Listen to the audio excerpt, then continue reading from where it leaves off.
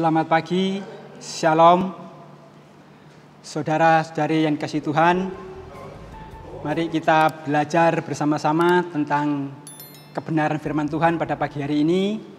Karena firman Tuhan adalah kebenaran yang memerdekakan. Pada pagi hari ini saya akan menyampaikan renungan tentang apa arti kemerdekaan di dalam Yesus. Saudara yang dikasihi Tuhan, hari-hari ini adalah hari kemerdekaan negara kita, Republik Indonesia. Kalau kita mendengar tentang hari kemerdekaan ini, tentu pikiran kita akan jauh lari ke belakang. Pasti akan memikirkan perjuangan-perjuangan para pendahulu kita, para pahlawan kita.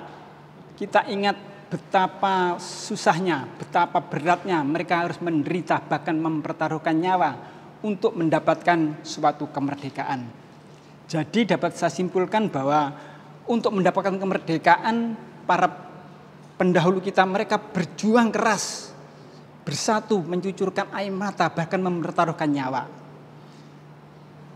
Tetapi saudara yang dikasihi Tuhan, dalam dunia rohani, Bapak Adam dan Hawa, bapak leluhur kita, dulu juga jatuh ke dalam dosa.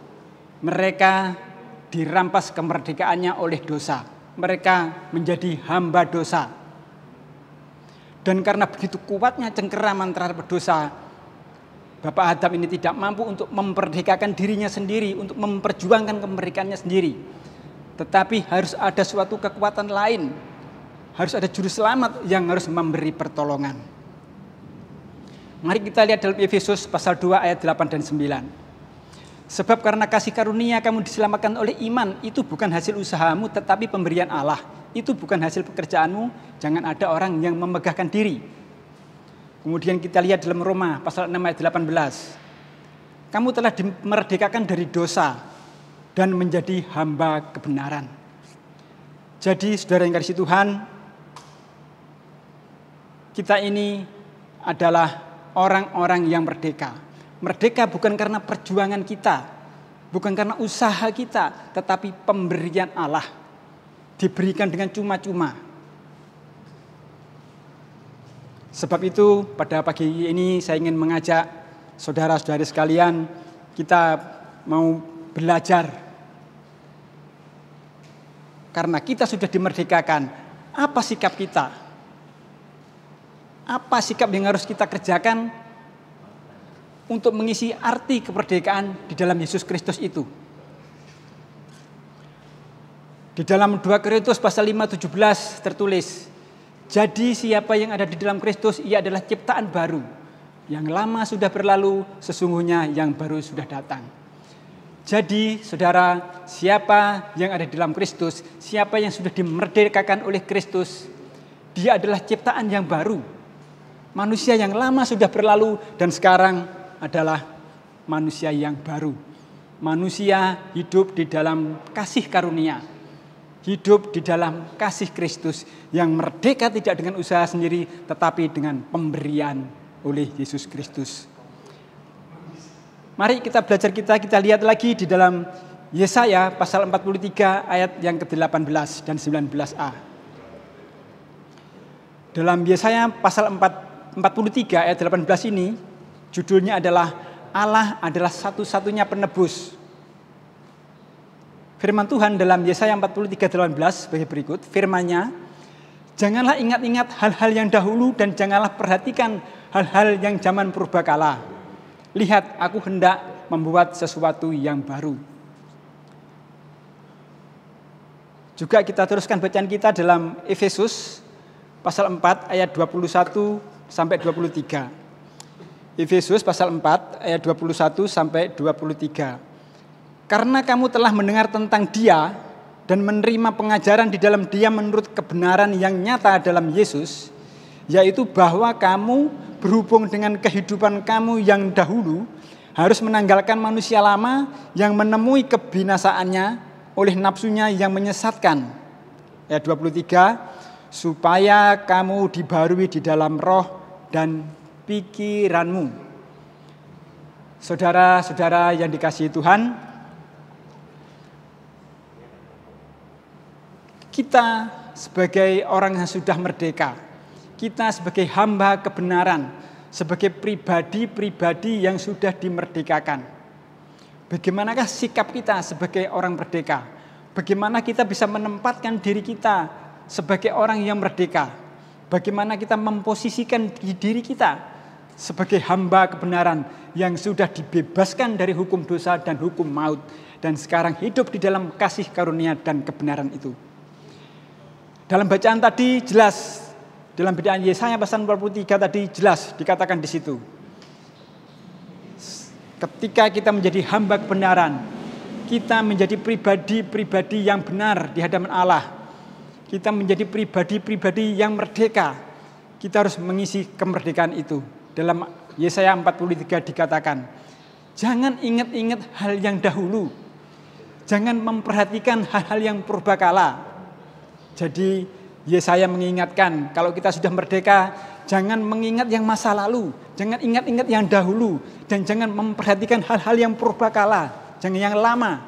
Itu harus kita tinggalkan. Kita harus mendengar tentang Dia. Dalam Efesus bacaan tadi kita baca. Kita harus mendengar tentang Dia. Kita harus menerima pengajaran tentang Dia. Kita terima itu. Kita serap itu. Kita percaya itu. Dan kita hidup di dalamnya. Supaya oleh kuasa kasih karunia itu. Supaya oleh kuasa dan kebenaran itu. Oleh kuasa Yesus Kristus itu. Kehidupan kita, manusia roh kita mengalami pembaharuan, mengalami perbaikan. Roh kita dibaharui, roh kita diperbaharui dan pikiran kita diperbaharui. Sehingga dalam hidup kita bisa mengerti, memahami, dan akhirnya kita dapat memposisikan hidup kita sebagai pribadi yang merdeka. Dapat menempatkan diri kita bagaimana seharusnya kita yang sudah dimerdekakan di dalam Yesus Kristus. Saudara yang dikasihi Tuhan, ketika kita dahulu masih di dalam perjanjian lama, ketika kita masih hidup di bawah kutuk dosa dan kutuk maut, ketika kita masih hidup sebelum di zaman kasih karunia, ketika kita sakit, kita mengalami sakit penyakit, maka mulut kita akan memperkatakan, oh saya ini berdosa, oh saya ini telah melakukan kesalahan, maka Tuhan telah menghukum saya. Tuhan telah memberikan hukuman yang setimpal dengan saya.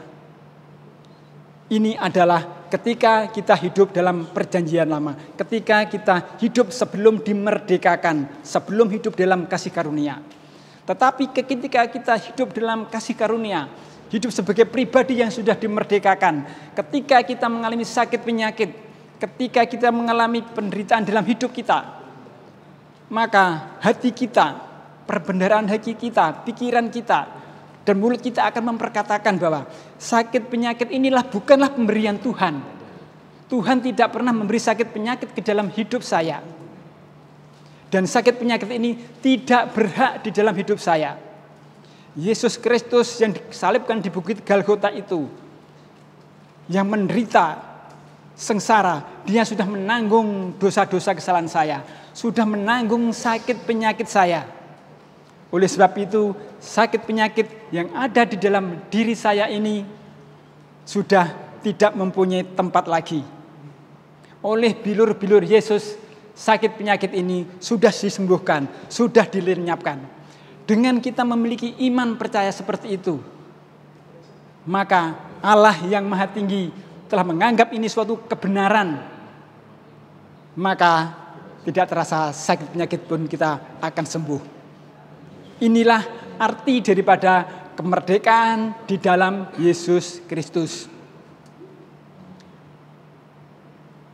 Ketika kita dapat memposisikan diri kita sebagai pribadi yang merdeka, ketika kita mengalami permasalahan-permasalahan yang buruk, ketika kita mengalami hal-hal yang jahat secara bertubi-tubi di dalam hidup kita, maka hati kita, mulut kita, pikiran kita, roh kita akan dapat memperkatakan bahwa hal-hal yang jahat ini, hal-hal yang buruk ini tidaklah berasal dari Tuhan. Tuhan tidak pernah memberikan hal-hal yang buruk di dalam anak-anaknya, di dalam hidup saya. Tetapi Tuhan adalah merancangkan hal-hal yang baik. Hal-hal yang membuat kita sukacita. Tuhan turut bekerja untuk mendatangkan kebaikan pada setiap orang yang percaya dan mengasihi Dia. Oleh sebab itu, hal-hal yang buruk, hal-hal yang jahat, yang terjadi, yang menimpa dalam hidup kita bertubi-tubi itu akan dirubahnya menjadi berkat, menjadi sesuatu yang baik, yang bertubi-tubi di dalam hidup kita. Haleluya. Itulah saudara-saudara yang dikasihi Tuhan, arti daripada kemerdekaan di dalam Yesus Kristus. Dan saya harapkan kebenaran firman Tuhan ini memerdekakan dalam kehidupan kita. Haleluya, puji Tuhan.